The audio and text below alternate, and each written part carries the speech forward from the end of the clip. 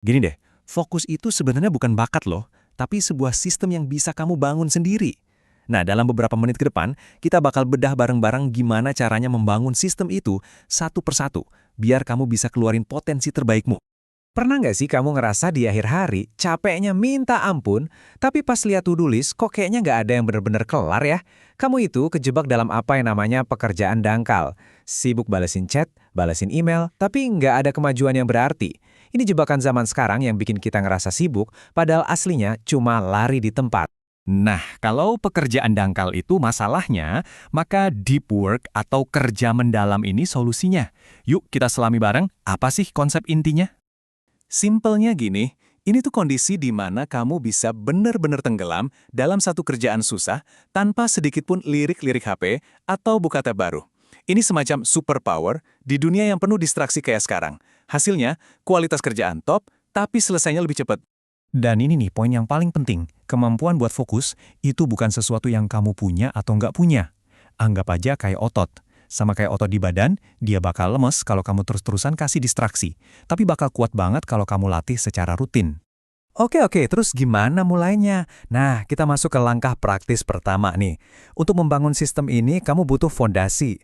Kamu harus pilih satu pendekatan yang paling nyambung sama gaya hidup dan kerjaanmu. Ada 4 model utama yang bisa kamu pilih. Pertama, monastik, buat yang bisa ngilang total dari dunia luar. Kedua, bimodal, yang ngebagi-bagi minggu antara waktu fokus sama waktu santai. Ketiga, ritmik. Nah, ini yang paling umum, yaitu bikin jadwal rutin buat fokus setiap hari. Terakhir, jurnalistik. Ini buat yang udah jago, bisa langsung masuk mode fokus kapan aja ada waktu luang. Intinya, pilih satu yang paling cocok buatmu dan komitmen sama itu. Setelah punya filosofi, saatnya bangun kebiasaan.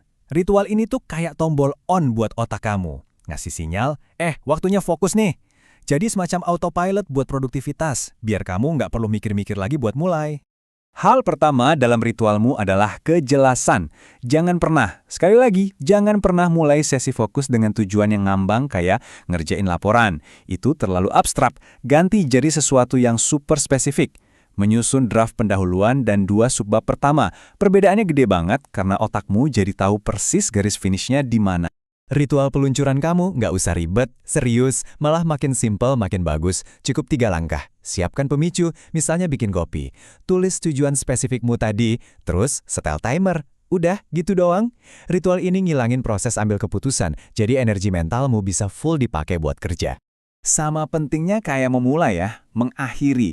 Ritual penutupan ini ngasih tahu otakmu, oke, kerjaan hari ini selesai. Biar apa? Biar pikiran kerjaan nggak ngehantuin waktu istirahat kamu, yang penting banget buat ngisi ulang energi fokus buat besok. Oke, filosofi udah, ritual udah. Sekarang kita bangun bentengnya. Sebuah benteng yang bisa ngelindungin perhatian kamu dari serangan-serangan distraksi di luar sana. Nah, di bagian ini, kamu harus tega. Beneran deh. Matikan semua notifikasi, bukan cuma beberapa, tapi semua. Kalau perlu, pakai aplikasi pemblokir. Dan yang paling manjur, pindahin HP kamu ke ruangan lain. Soalnya, kalau HP ada di dekatmu, biarpun layarnya di bawah, sebagian dari otakmu itu tetap siaga nungguin notif. Lingkungan fisik juga ngaruh banget. Cari pojokan yang sepi, kasih tahu orang lain kalau kamu nggak mau diganggu, dan beresin mejamu. Kadang-kadang, headphone yang bisa ngeredam suara itu bisa jadi investasi terbaik buat produktivitasmu loh. Bangun benteng itu penting, tapi latihan dari dalam, ngelatih pikiran kamu, ini yang bakal bikin perubahan jangka panjang. Ini soal gimana caranya kita nguatin si otot fokus itu sendiri. Ini nih tips yang sering banget disepelein tapi efeknya luar biasa. Pas lagi nunggu antrian atau jalan kaki, jangan langsung refleks buka HP. Coba deh, biarin aja pikiranmu ngelantur. Dengan berteman sama rasa bosan, kamu jadi lebih tahan banting sama godaan-godaan distraksi.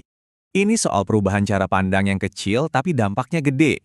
Daripada ngelihat istirahat sebagai kesempatan buat cari-cari distraksi, coba deh lihat istirahat sebagai waktu buat memulihkan tenaga dari fokus, supaya kamu bisa balik kerja dengan energi penuh lagi.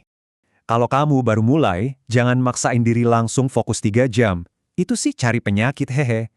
Coba deh mulai dari yang gampang dulu.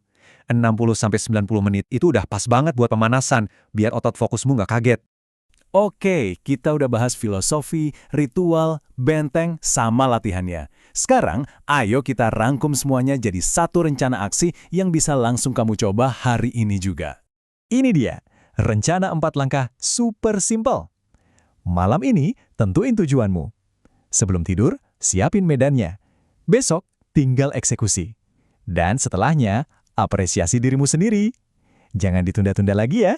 Lakuin langkah pertamanya malam ini.